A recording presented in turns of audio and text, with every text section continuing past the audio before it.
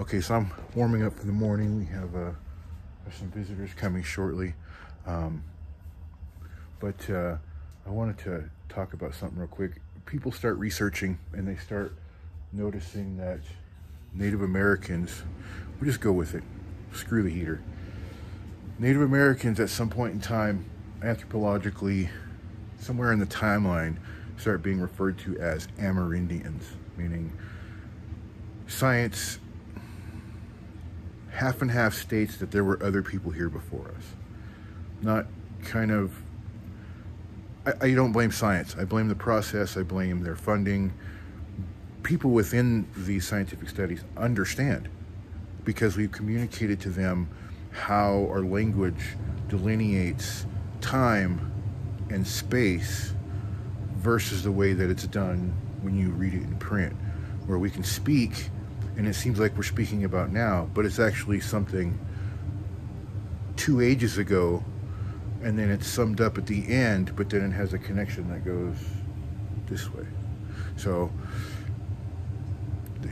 it's this basic understanding. We have linguists that have come in and studied our language and our nuance and said, oh, okay, and sharing information with them helps us, it helps them, it helps all these other scientific studies and methodologies to go, okay, so maybe we should start listening to them just a little bit. I don't know. But when you start seeing them referred to as Amerindians, it's just because they don't understand or haven't accepted the change of technology. It's not like we've always lived like this because we came from when the water was way up a few hundred feet above us right now. So it took tens of thousands of years for all that water to come all the way down to here with a rapid decline with all of this surrounding civilization. And so when they find these points in time where they start calling us Amerindians, it's just because our style of everything is way different and there's no way that we're related. Though genetically it's showing that, yeah, we are directly related to these people tens of thousands of years ago. And they still don't want to believe it. Well, they say then you're not culturally affiliated. The technology has changed so drastically in the last 200 years of humankind that you can't understand where we were coming from, a very young Stone Age mentality going into this age where it's drying out before we even had contact with the Americans, and saying, okay, we have to spread out like our native plants and animal species and give ourselves space and give things time to renew, and we can do this over and over and over and over and over. From this point on, it could have been a few thousand more years. And then what happens? We wait that 10 or 15,000 years and this thing fills up with water again and we start this process all over. That's not a future that we are looking forward to because it doesn't exist anymore. How is that going to be possible with this place contaminated? That if we were to go away and come back in 10 or 15,000 years when this thing is full of water again, then it's not going to be contaminated fully from all the crap in here. From all the fuel, from all these ordinances that are out here unexploded, sitting for 50, 60, 70 years now. All these atomic sites, all your dumped nuclear waste and all the trash that gets dumped out here. They're going to stop dumping it out in the ocean and they're going to start bringing it to the desert if they haven't already. All the water and minerals and resources being extracted at the cost of everything that lives here.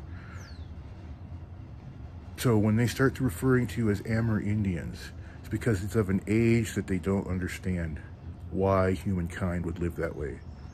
We know why, because the resources were way different.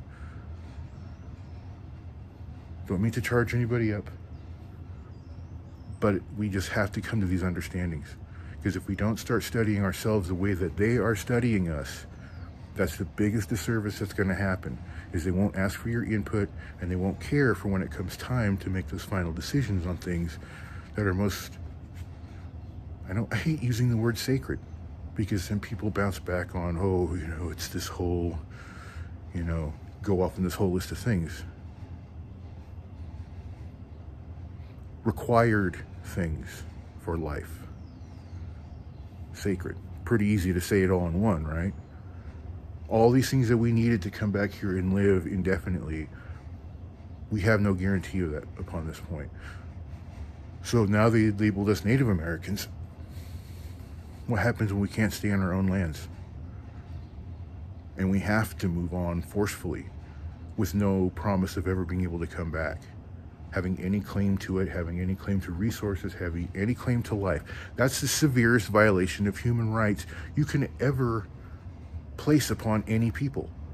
They did it to the tribes of Europe, and over and over and over until they were indoctrinated to the pattern, to that whoever would take power next would axe whoever they want, put in whoever they want, live happy, let them eat cake. Remember those people lost their heads?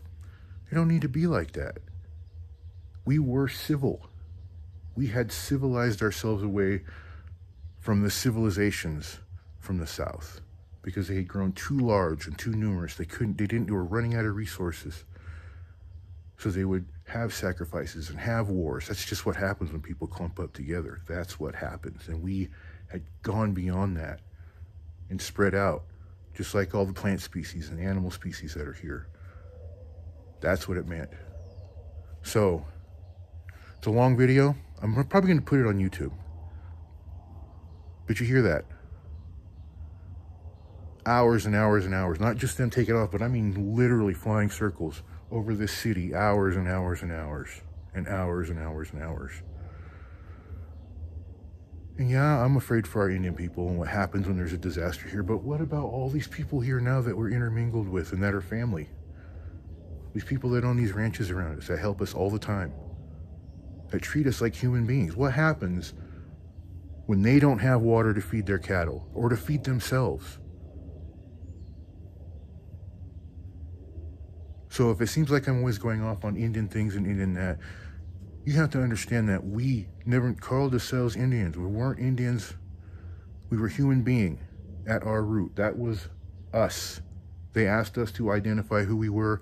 We identified ourselves as human being in our language. I mean, it was a universal thing. I could walk all the way across the country, all across this continent, meeting people there, coming back. And it was a common understanding that when you introduce yourself, you tell them your name and who you are. Not just your name, but who you are. Kiru. Numa. I told them who I'm recognized as a person, and I told them where I was from, told them my people, told them the unattainable history that most people can't comprehend. All in 2 words. And it was a common understanding around human beings around this nation. So if you want hope, if you want to make it great again, we don't need idols. We don't need heroes. We just need to work. We just need to work. Panitawa.